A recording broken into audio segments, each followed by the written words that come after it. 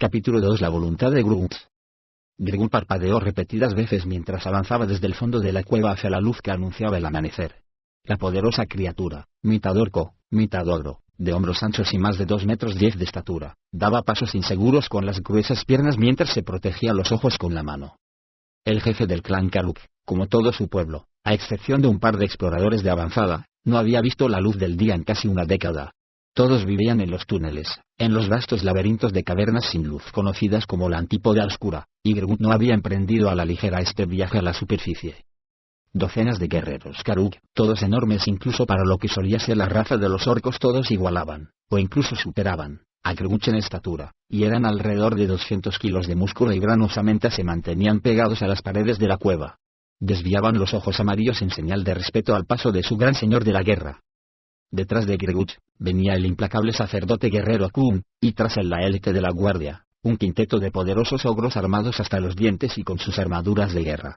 Más ogros formaban la procesión que los seguía, que portaban el Koktogun Karuk, el cuerno de Karuk, un gran instrumento de 5 metros con un tubo cónico rematado en un ancho pabellón vuelto hacia arriba.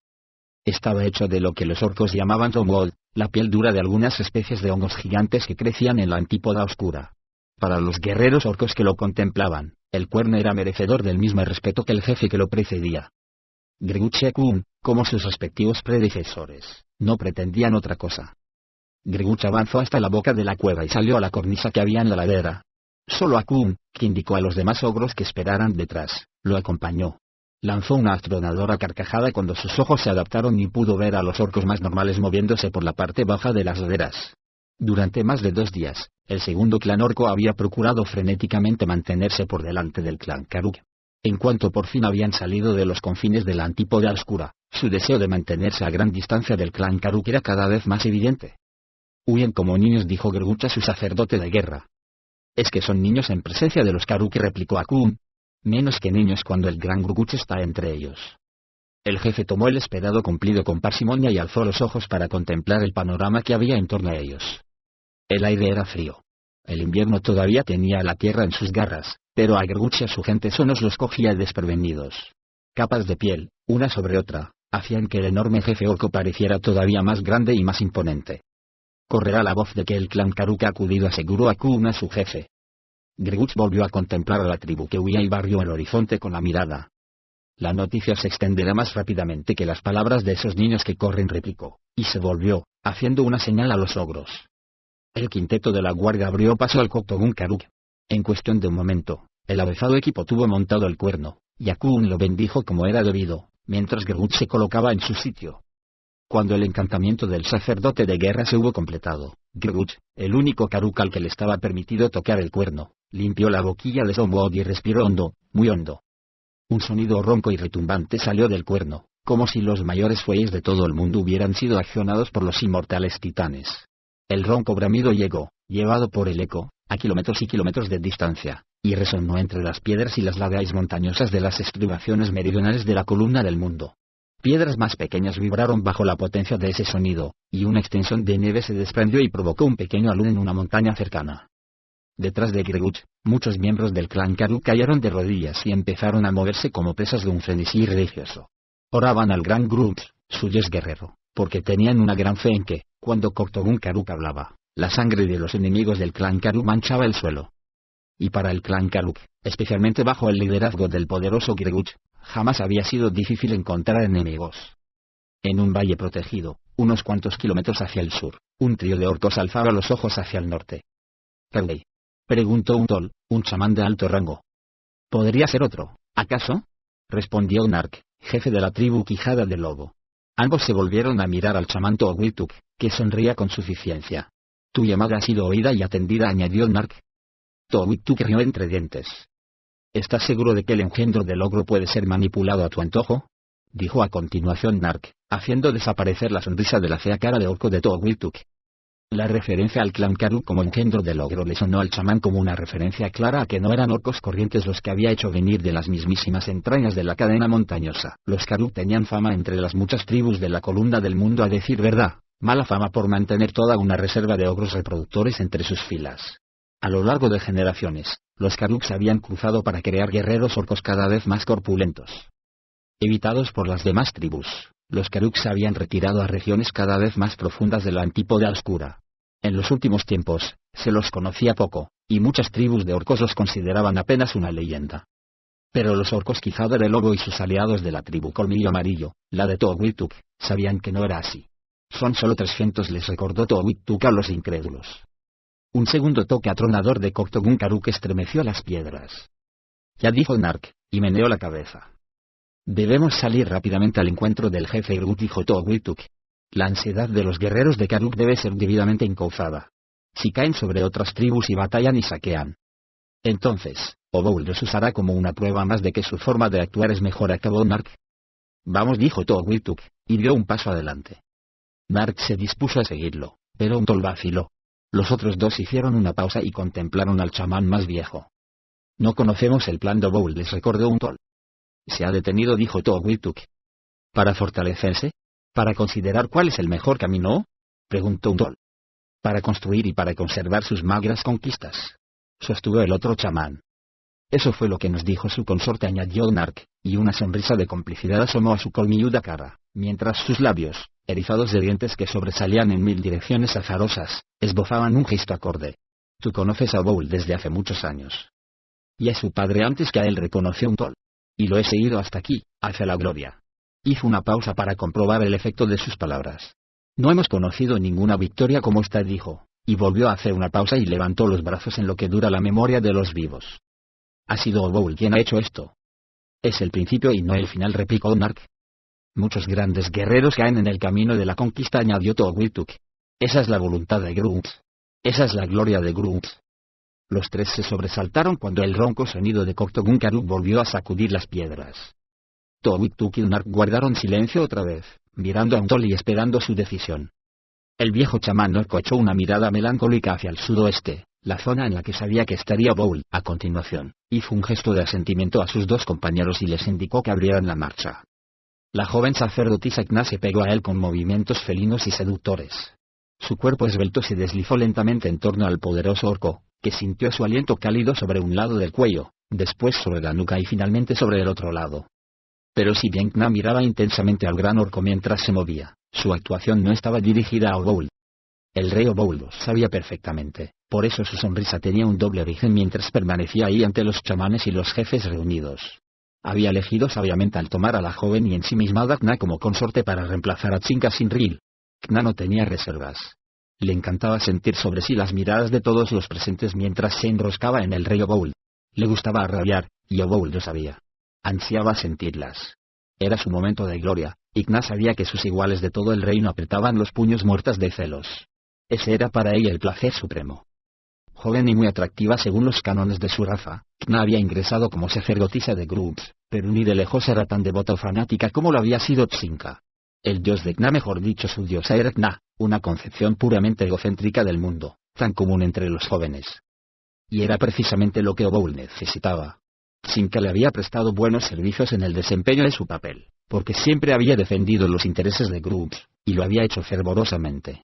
Tzinca había preparado la ceremonia mágica que había investido a Oboul con grandes poderes, tanto físicos como mentales, pero su devoción era absoluta y tenía una gran estrechez de miras. Había dejado de ser útil al rey orco antes de que la arrojaran desde el borde del barranco para encontrar la muerte entre las piedras. Oboul echaba de menos a Tzinca. A pesar de su gran belleza física, de sus movimientos consumados y de todo el entusiasmo que despertaba en ella su posición, Kna no podía igualar a Tzinca haciendo el amor. Tampoco tenía la inteligencia y la astucia de Tzinca, ni mucho menos. No era capaz de susurrar al oído de Oboul nada digno de ser escuchado y que no tuviera que ver con el acoplamiento. Y por eso, era perfecta. El rey Oboul tenía las ideas muy claras, y eran compartidas por un grupo de chamanes leales, sobre todo por un pequeño y joven orco llamado Knuckles. Oboul no necesitaba parecer alguno que no viniera de ese grupo ni deseara opiniones contrarias, y por encima de todo, necesitaba una consorte en quien pudiera confiar. Kna estaba demasiado pendiente de sí misma como para que la preocuparan la política, los complots y las diversas interpretaciones de los deseos de Grunts. Le permitió que continuara por un rato con su representación, y después la apartó de su lado con suavidad no exenta de firmeza y la colocó a distancia. Le indicó que se sentara en una butaca, cosa que se dispuso a hacer con un exagerado mohín de enfurruñamiento. El rey le respondió con un resignado encogimiento de hombros para aplacarla y procuró por todos los medios no demostrar su absoluto desdén. El rey orco volvió a señalarle su asiento, y al ver que dudaba, la guió firmemente hasta él. Kna inició una protesta, pero Bould alzó su enorme puño para recordarle de forma inequívoca que estaba llegando al límite de su paciencia. Cuando la hubo dejado instalada con gesto malhumorado, el rey orco se volvió hacia su audiencia y le hizo una señal con la mano a Colmillo Roto Brack, un correo del general Duca que vigilaba la región militar más importante. El denominado Valle del Guardián está bien asegurado, divino rey, infumó Colmillo Roto. Se ha abierto la tierra para evitar que nadie pase, y las estructuras que coronan la muralla norte del valle están casi terminadas. Los enanos no pueden salir. ¿Ni siquiera ahora?, preguntó Bould. En la primavera no, pero, ¿ahora tampoco? Ahora tampoco, grandeza, respondió Colmillo Roto confiado, y Bould se preguntó cuántos grandiosos tratamientos se inventaría su gente para él. Si los enanos salieran de Mithril Hall por las puertas occidentales, los mataríamos en el valle desde las alturas, les aseguró Colmillo Roto a los ahí reunidos.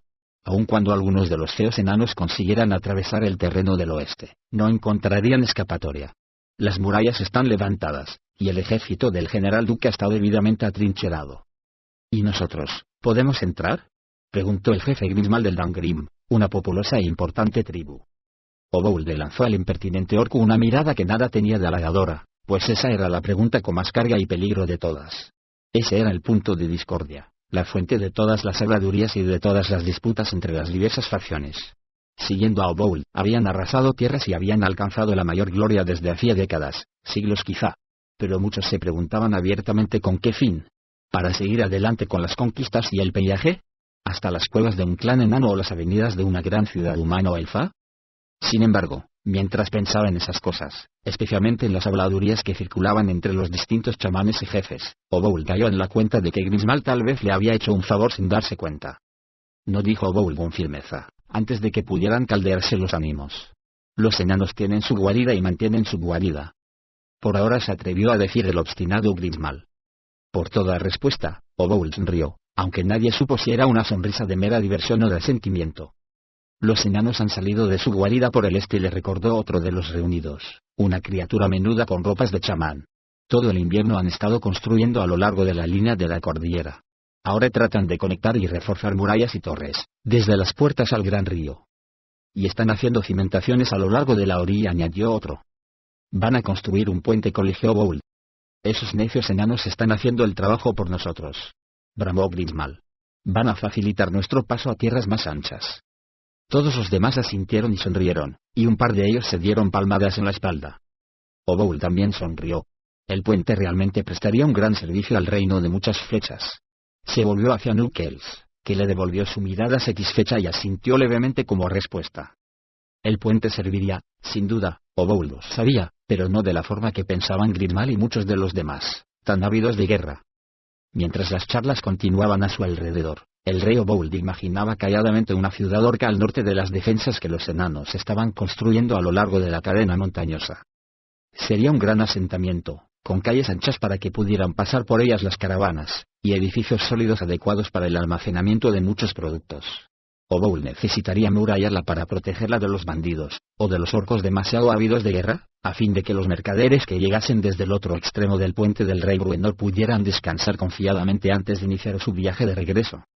El sonido de su nombre sacó al rey orco de sus contemplaciones, y cuando alzó la vista, vio que muchos lo miraban con curiosidad. Era evidente que se le había escapado una pregunta. No importaba. Ofreció como respuesta una sonrisa sosegada que los desarmó a todos, y la sed de batalla que impregnaba el aire le recordó que estaban muy lejos de la construcción de semejante ciudad. Sin embargo, iba a ser un logro magnífico. El estandarte amarillo de Karuk, informó Towit a sus dos compañeros mientras el trío avanzaba por un valle serpenteante, lleno de nieve, por debajo de la cueva que los orcos venidos de la antípoda oscura usaban como principal salida. Nark y Unton entornaron los ojos bajo el resplandor del mediodía, y ambos asintieron al distinguir los dos pendones amarillos salpicados de rojo que ondeaban con el frío viento invernal. Ya sabían que debían de estar cerca, pues habían pasado por un par de campamentos abandonados precipitadamente en el protegido valle. Era evidente que la marcha del clan Karuk había hecho que otros orcos huyeran tan lejos tan rápidamente como les habían permitido sus medios. Towit abrió la marcha por la pendiente rocosa que ascendía entre aquellos estandartes. Unos enormes guardias orcos salieron a bloquearles el paso. Llevaban en las manos palos de elaborados y diversos diseños provistos de hojas laterales y acabados en punta de lanza. Eran mitad hachas y mitad lanzas, y su peso ya resultaba bastante intimidante, pero para aumentar su impacto, el trío que se acertaba no pudo por menos que observar la facilidad con que los guardias del clan Karuk manejaban las pesadas armas. Son tan grandes como Bould, observó Untol en voz baja, y eso que no son más que guardias. Los orcos de Karuk que no alcanzan ese tamaño y esa fuerza son utilizados como esclavos, al menos eso dicen, dijo Nark. Y así es, dijo Togwituk, volviéndose hacia los otros dos. Y a los enclenques no se les permite reproducirse. Con un poco de suerte, se los castra a una edad temprana. Eso hace que aumente mi inquietud, dijo Untol, que era el más pequeño del trío. En sus años mozos, había sido un buen guerrero, pero una herida lo había dejado un poco imposibilitado, y el chamán había perdido algo de musculatura en las 2 décadas transcurridas desde entonces. No te inquietes. Tú eres demasiado viejo para que valga la pena castrarte, se burló Nark, y le hizo señas a Togwituk de que se adelantara para anunciarlos a los guardias. Aparentemente, el más joven de los sacerdotes hizo bien su trabajo, ya que los 3 fueron reconducidos por el camino hacia el campamento principal. Poco después estaban en presencia del imponente Grguch y de su consejero, el sacerdote de guerra Kuhn. Grguch estaba sentado en una silla hecha de piedras y tenía en la mano su temida hacha de batalla de 2 hojas. El arma, llamada rampante, evidentemente era muy pesada, pero Grguch la levantó con toda facilidad ante sí con una sola mano. La volvió lentamente, para que sus huéspedes pudieran tener una visión clara y una comprensión cabal de las muchas formas en que rampante podían matarlos. El mango de metal negro del hacha, que sobresalía más allá de las alas de las hojas enfrentadas, tenía la forma de un dragón estirado y envolvente, con las pequeñas patas delanteras juntas y los grandes cuernos de su cabeza presentando una formidable punta de lanza. En la base, la larga cola del dragón se curvaba por encima de la empuñadura, formando una protección. Estaba completamente cubierta de púas, de modo que un ataque de Grguch con ella equivalía a las cuchilladas de varias dagas. Lo más impresionante eran las hojas, las alas simétricas de la bestia. Eran de mitril plateado y reluciente, y sobresalían por arriba y por abajo, reforzadas a la distancia de un dedo aproximadamente por una delgada barra adamantina oscura, que creaba púas superiores e inferiores a lo largo de cada hoja. Los bordes convexos eran tan largos como la distancia que iba del codo del Nark a las puntas de sus dedos extendidos, y a ninguno de los 3 visitantes les costó ningún trabajo imaginar cómo sería ser cortado en 2 por un solo tajo de rampante. Bienvenido a muchas flechas, Gran Grguch, dijo Togwituk con una respetuosa reverencia. La presencia del clan Karuk y de su valioso jefe nos hace más grandes. Grguch dejó que su mirada se paseara lentamente por los 3 visitantes y, a continuación, se posara en Akun. Descubriréis la verdad de vuestra esperanzada afirmación, dijo, volviendo a mirar a Togwituk cuando aplasté con mi bota los huesos de enanos, elfos y feos humanos. Nark no pudo evitar una sonrisa al mirar a Untol, que también parecía muy complacido. A pesar de lo delicado de su posición, estando como estaban rodeados por semejante número de fieros e impredecibles miembros del clan, las cosas iban bastante bien. De la misma caverna de la que habían salido Grguch y el clan Karuk, surgió una figura mucho menos imponente, salvo para quienes tuvieran una especial fobia a las serpientes. Revoloteando con unas alas que parecían más propias de una gran mariposa, la reptiliana criatura trazó una trayectoria zigzagueante por la cueva hacia la menguante luz del día. El crepúsculo era lo más brillante que había visto la criatura en todo un siglo, y tuvo que posarse dentro de la cueva y pasar un buen rato allí para que sus ojos se acostumbraran a la luz. «Ja, Akun, ¿por qué has hecho esto?», preguntó el mago, que no era realmente una serpiente, y mucho menos una serpiente voladora. A cualquiera que anduviese por ahí le habría parecido curioso oír suspirar a una serpiente alada. Se deslizó hacia un rincón más oscuro y empezó a mirar de tanto en tanto para dar a sus ojos ocasión de habituarse. Sabía la respuesta a la pregunta que acababa de hacer. La única razón por la que los brutos del clan Karuk podían salir eran la guerra y el pillaje. Y si bien la guerra podía ser un espectáculo interesante, el mago Yak, o Yak el Gnomo, como solían llamarlo en otra época, realmente ahora mismo no tenía tiempo que perder. Sus estudios lo habían llevado a internarse en las entrañas de la columna del mundo, y su fácil manipulación del clan Karuk, desde tiempos del padre de Akun, le habían dado una cobertura magnífica para sus empresas, eso por no hablar de la gloria que se había derramado sobre la pequeña y miserable familia de Akun. Después de un buen rato, cuando solo quedaban en el aire atisbos de luz diurna, Yak se deslizó hasta la salida de la caverna y echó una mirada al vasto panorama. Un par de conjuros le permitirían localizar a Akun y a los demás, por supuesto, pero la perspicaz criatura no necesitaba magia alguna para percibir que algo había cambiado. Algo apenas perceptible en el aire, un olor o unos sonidos distantes tal vez, tocó la sensibilidad de Yak. Había vivido en una época en la superficie, hacía tanto tiempo que ya no lo recordaba, antes de haber coincidido con los Ilitas y los demonios en su cometido de aprender una magia más poderosa y tortuosa que las típicas evocaciones de los magos mundanos. Había vivido en la superficie cuando era realmente un gnomo, algo de lo que ya no podía vanagloriarse. Ahora muy pocas veces lucía ese aspecto, y había llegado a entender que la forma física no era en absoluto tan importante ni definitoria. Era una criatura afortunada, lo sabía, en gran medida gracias a los Ilitas, porque había aprendido a trascender los límites de lo corpóreo y de lo mortal. Sintió una especie de pena al mirar la gran extensión de tierra poblada por criaturas tan inferiores, criaturas que no entendían la verdad del multiverso ni el poder real de la magia. Ese era el blindaje de Jack mientras contemplaba el panorama, porque necesitaba todo ese orgullo para suprimir los otros sentimientos inevitables que se arremolinaban en su cabeza y en su corazón. A pesar de toda su superioridad, Jack había pasado el último siglo, o más, casi totalmente solo.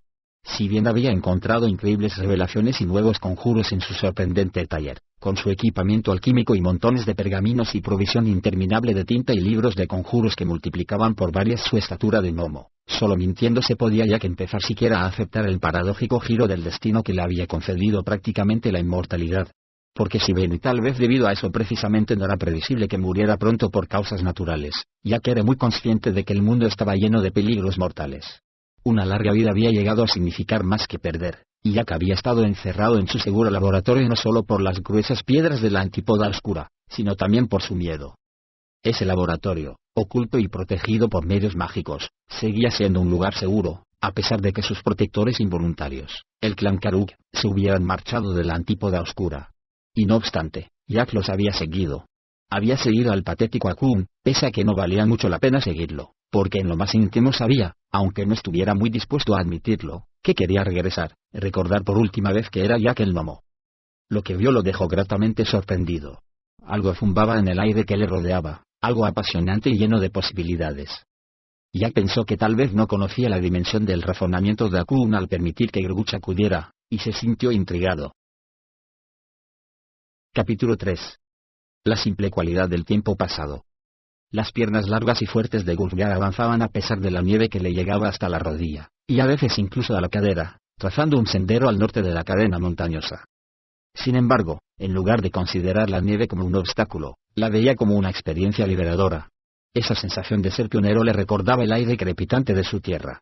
Otra ventaja práctica era que la nieve obligaba a detenerse a cada rato, refunfuñando, al par de centinelas enanos que obstinadamente se empeñaban en seguirlo.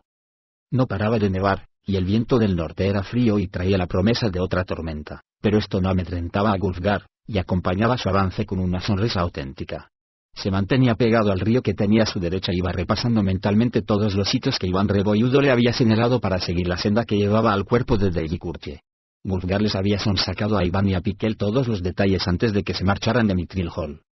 El viento frío, la nieve que pinchaba como agujas, la presión del crudo invierno sobre las piernas, todo le parecía bien a Gulfgar, familiar y reconfortante, y sabía en el fondo de su corazón que ese era el camino que debía seguir. Siguió adelante con más ímpetu todavía, con paso decidido. Ninguna ventisca iba a hacer que marchara más lento. Los gritos de protesta de los congéneres de Bruenor se perdieron muy por detrás de él, derrotados por la muralla de viento, y muy pronto las fortificaciones y torres, y la propia cadena montañosa se convirtieron en borrosas manchas negras en el fondo distante. Estaba solo y se sentía libre. No tenía nadie en quien confiar, pero tampoco nadie a quien dar explicaciones. No era más que Gulfgar, hijo de Beornegar, avanzando por la alta muralla de nieve del invierno, enfrentándose al viento de la nueva tormenta. Era solo un aventurero solitario, cuyo camino él mismo elegía, y había encontrado, con gran emoción, uno que valía la pena recorrer. A pesar del frío, a pesar del peligro, a pesar de su añoranza de Coulson, a pesar de la muerte de Dei y de la relación de Catibrie con Drift, Gulfgar solo sentía una alegría sin complicaciones. Siguió andando hasta que se hizo bien oscuro, hasta que el frío aire de la noche se volvió demasiado intenso incluso para un orgulloso hijo de la tundra helada. Acampó al amparo de las ramas más bajas de los gruesos pinos, tras paredes aislantes de nieve, donde el viento no podía castigarlo. Pasó la noche soñando con los caribúes y con las tribus nómadas que seguían el rebaño. Vio a sus amigos, a todos ellos, junto a él a la sombra del montículo de Kelvin. Durmió bien, y al día siguiente, reemprendió temprano el camino, bajo el cielo gris. La tierra no le resultaba desconocida a Gulfgar, que había pasado años en Mithril Hall, e incluso al salir por la puerta oriental del complejo enano tenía una idea cabal de dónde habían encontrado Iván y Piquel el cuerpo de la pobre Dei. Llegaría ahí ese día, lo sabía, pero se recordó varias veces lo necesario que era ir con cautela. Había abandonado las tierras amistosas, y desde el momento en que cruzó las murallas de los enanos sobre la estribación montañosa, estaba fuera de la civilización. Wulfgar pasó por varios campamentos de cuyas hogueras se alzaban al aire perezosamente delgadas columnas de humo, y no fue necesario acercarse para saber que los ahí acampados eran de raza orca y tenían aviesas intenciones. Se alegró de que el día no fuera luminoso. Otra vez empezó a nevar poco después del mediodía, pero no eran las agujas penetrantes de la noche anterior. Caían unos copos algodonosos que flotaban blandamente en el aire y recorrían una trayectoria cizagueante hasta llegar al suelo, porque no había viento sino apenas un susurro de brisa. A pesar de tener que vigilar continuamente por si aparecían señales de orcos o de otros monstruos, Wulfgar avanzaba, y la tarde era joven todavía cuando coronó un pequeño promontorio rocoso y se encontró ante un recogido valle con forma de cuenco. Wulfgar contuvo la respiración mientras recorría la región con la vista. Al otro lado, más allá de la elevación opuesta, se elevaba el humo de varios campamentos, y en el interior mismo del valle, vio los restos de un campamento más antiguo y abandonado. Aunque el pequeño valle era protegido, el viento lo había barrido el día anterior y había hecho llegar la nieve hasta las estribaciones sudorientales, por lo que gran parte del cuenco había quedado prácticamente descubierto. Wulfgar pudo ver con claridad un círculo de pequeñas piedras tapado a medias, los restos de un fogón. Exactamente como lo había descrito Iván Rebolludo. Con un gran suspiro, el bárbaro subió a la cresta y empezó un descenso lento y decidido hacia el valle. Iba arrastrando los pies lentamente en lugar de levantarlos, consciente de que podría tropezar con un cadáver debajo del palmo aproximado de nieve que cubría el suelo. Trazó un sendero que lo llevó en línea recta hasta el fogón. Allí se alineó, como le había indicado Iván, y poco a poco, empezó a caminar hacia afuera. Le llevó mucho tiempo, pero era un método seguro. Por fin, descubrió una mano azulada asomando por encima de la nieve. Wulfgar se arrodilló al lado y respetuosamente apartó el polvo blanco. Era de ahí, sin lugar a dudas, ya que el hielo del invierno no había hecho sino intensificarse desde que cayera meses antes, con lo cual casi no le había afectado la descomposición. Tenía el rostro hinchado, pero no mucho, y sus facciones no estaban demasiado desfiguradas. Daba la impresión de estar dormida, y en paz, y a Wulfgar se le pasó por la cabeza que la pobre mujer no había disfrutado de tanta serenidad en toda su vida. Lo asaltó una punzada de culpa ante esa idea, porque al final eso se había debido a él en gran parte. Recordó sus últimas conversaciones, cuando de ahí le había rogado sutilmente y en voz baja que se marcharan de Mithril Hall, cuando le había implorado que la liberara del encierro de los túneles excavados por los enanos. Pero yo soy un necio, le susurró, acariciándole suavemente el rostro. Si lo hubieras dicho de una manera más directa. Pero me temo que ni aún así te habría escuchado. Ella lo había dejado todo por seguirlo a él hasta Mithril Hall. Ciertamente que su vida miserable en Luskan no era una existencia envidiable, pero de todos modos ahí de Yikurche tenía amigos que eran como su familia, y no le faltaba ni una cama caliente ni alimentos. Al menos, había abandonado eso por Wulfgar y por Coulson, y su compromiso la había llevado a Mithril Hall y más allá. Al final había claudicado. Sin duda, por culpa de la espada malvada y sensitiva de Catti Brie, pero también porque el hombre en quien había confiado que permanecería a su lado no había sido capaz de escucharla ni de reconocer su muda desesperación. Perdóname, dijo Wulfgar, agachándose para besar su fría mejilla. Se arrodilló y parpadeó, porque de repente la escasa luz del día le dio en los ojos. Se puso de pie. Mala, Bogor Duguanak dijo, una antigua fórmula bárbara de resignada aceptación, una afirmación sin traducción directa en la lengua común. Venía a decir, lamentándose, que el mundo es como debe ser, como los dioses quieren que sea, y el papel de los hombres consiste en aceptarlo y en descubrir el camino más adecuado entre lo que se les ofrece. Al oír la lengua algo más pomposa y menos fluida de los bárbaros del Valle del Viento helado brotando de su boca con tanta naturalidad, Wulfgar se detuvo. Jamás usaba ahora esa lengua, y sin embargo, le había vuelto a la cabeza con mucha facilidad en ese preciso momento. Rodeado por el crudo invierno, envuelto en ese aire helado y cristalino, y con la tragedia a sus pies, las palabras habían aflorado natural e irresistiblemente. Mala, Bogor Duguanak repitió en un susurro mientras miraba a Yikurche. Su mirada recorrió el pequeño valle hasta las líneas ascendentes del humo de las hogueras. Su expresión apenada se transformó en una sonrisa implacable cuando levantó a Egisfan con las manos y vio ante sí el camino más adecuado cristalizado en sus pensamientos. Al otro lado del borde septentrional del valle, el terreno bajaba de golpe unos 4 metros, pero no lejos se extendía una pequeña meseta, una única extensión de piedra plana que parecía el tronco cortado de un árbol gigantesco y antiguo. El campamento principal de los orcos rodeaba la base de ese plinto, pero lo primero que vio Wulfgar cuando se lanzó por encima del borde del valle fue la tienda aislada y el trío de centinelas orcos allí estacionados. Aegis Fang abría la marcha, seguida por el grito del bárbaro al dios de la guerra, Tempus. Describiendo círculos en el aire, el martillo de guerra alcanzó al centinela más próximo en el pecho y lo arrojó por encima del pilar de 3 metros de diámetro, desplazando la cubierta de nieve como la proa de una veloz nave antes de hacerlo caer por el otro lado. Cargado con capas y más capas de pesadas ropas y pisando continuamente sobre suelo resbaladizo, Wulfgar no llegó a recorrer del todo los casi 5 metros de distancia y se golpeó las espinillas contra el borde del pilar, lo cual lo hizo caer cuán largo era sobre la nieve. Bramando de furia guerrera y revolviéndose para no presentar un blanco claro a los 2 orcos restantes, el bárbaro rápidamente afirmó las manos por debajo y se impulsó para ponerse de pie. Le sangraban las espinillas, pero no sentía dolor, y arremetió contra el orco que tenía más próximo, que levantó una lanza para cerrarle el paso. Wulfgar apartó la endeble arma hacia un lado y entró al orco echando mano de la parte delantera de la piel que lo cubría. Teniéndolo pillado, lo agarró también por la entrepierna, y tras alzar a su enemigo por encima de su cabeza, giró hacia el tercero y arrojó su carga contra él.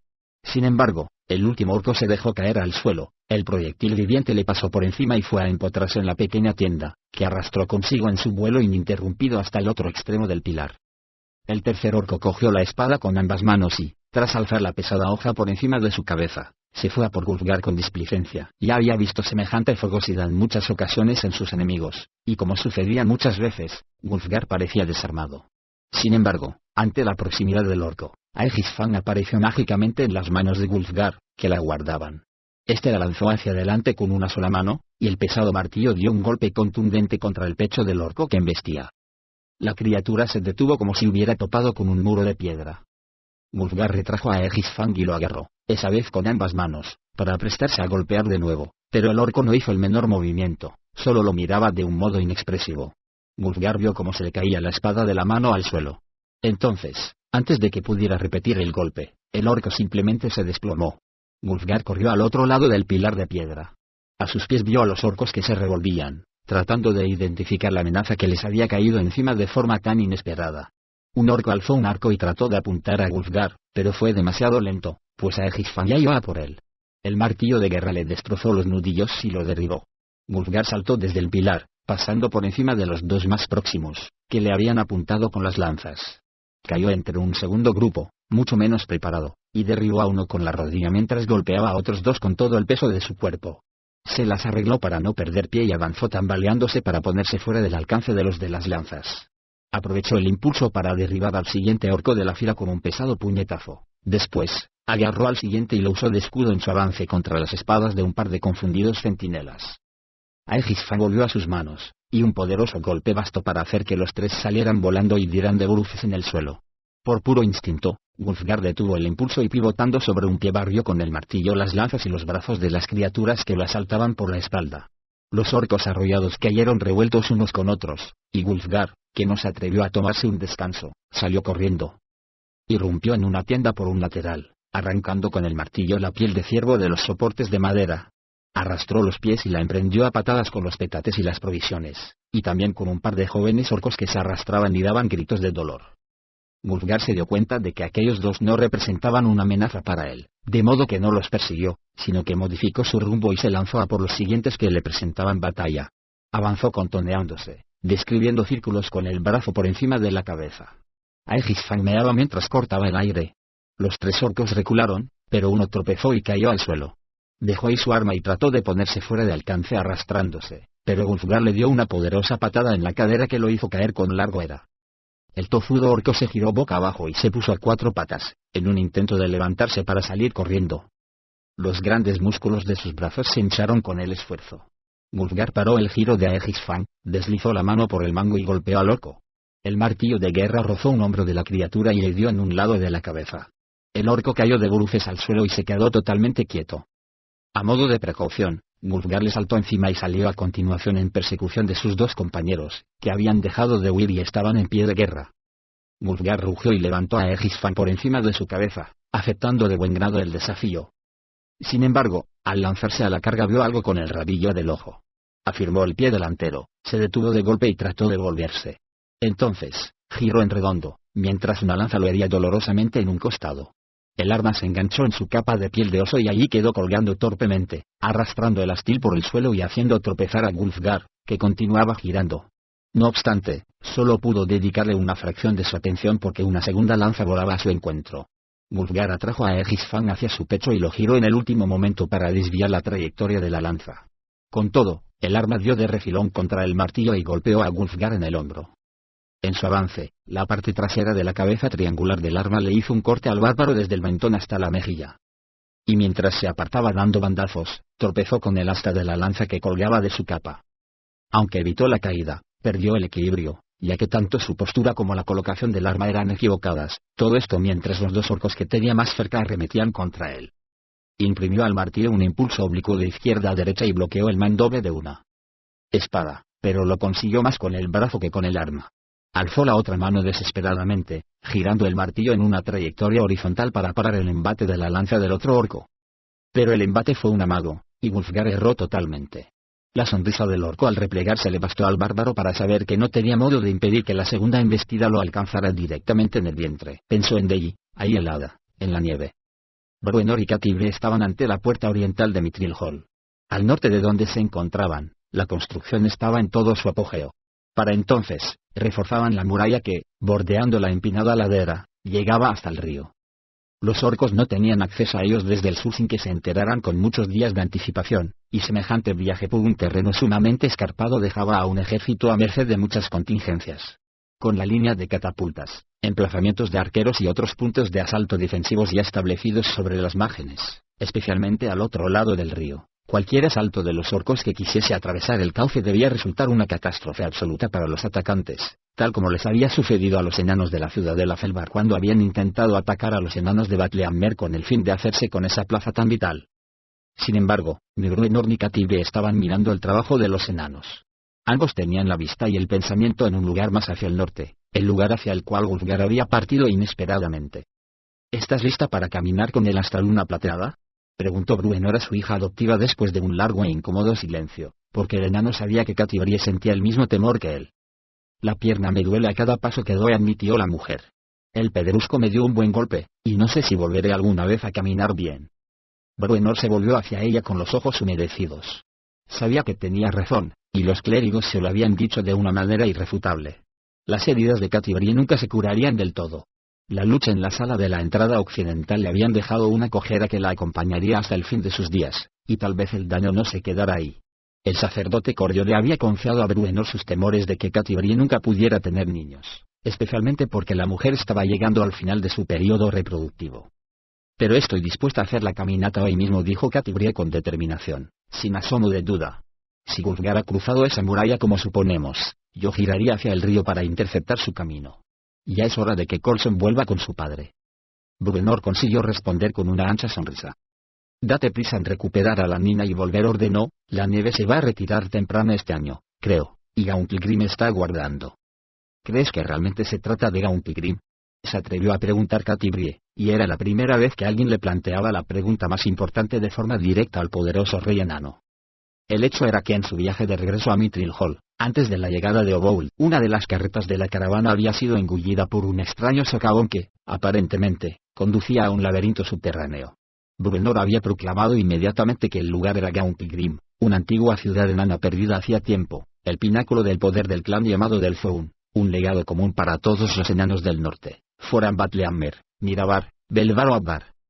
Gauntlegrim, dijo Bruenor con seguridad, una afirmación que no había dejado de hacer en ese tono desde su regreso de entre los muertos. Moradin me trajo de vuelta aquí por una razón, muchacha, y esa razón me será revelada cuando llegue Gauntlegrim. Ahí encontraremos las armas que necesitamos para mandar a los feos orcos de vuelta a sus agujeros, no lo dudes. Catibre no estaba dispuesta a discutir con él, pues sabía muy bien que Bruenor no estaba de humor para ello. Ella y Drizzt habían hablado mucho del plan del enano, y de la posibilidad de que el socavón fuera realmente un punto de acceso a las avenidas perdidas de Gauntlegrim, y ella también lo había discutido extensamente con Regis, que había andado indagando en mapas y textos antiguos. La verdad era que ninguno de ellos tenía la menor idea de si el lugar se correspondía con lo que Bruenor decía. Y Bruenor no admitía réplica. Su letanía contra la oscuridad que se había extendido sobre la tierra era muy simple, una sola palabra: Gauntlegrim. Maldito necio de muchacho, farfulló Bruenor, volviendo la vista hacia el norte. Sus pensamientos estaban mucho más allá de la muralla que obstaculizaba su visión. Lo va a retrasar todo. Katy Brie se disponía a responder, pero se dio cuenta de que tenía un nudo en la garganta que le impedía hacerlo. Bruenor se quejaba, por supuesto, pero en realidad su enfado por el retraso que la precipitada decisión de Wulfgar de dirigirse él solo a las tierras ocupadas por los orcos iba a representar para los planes de los enanos era la evaluación más optimista posible del hecho. La mujer se entregó por un momento a su miedo, y se preguntó si el deber que tenía para con su amigo la ayudaría a atravesar sola el Surbrin en busca de Coulson. Y en caso de que así fuera, ¿qué sucedería una vez recuperada la pequeña?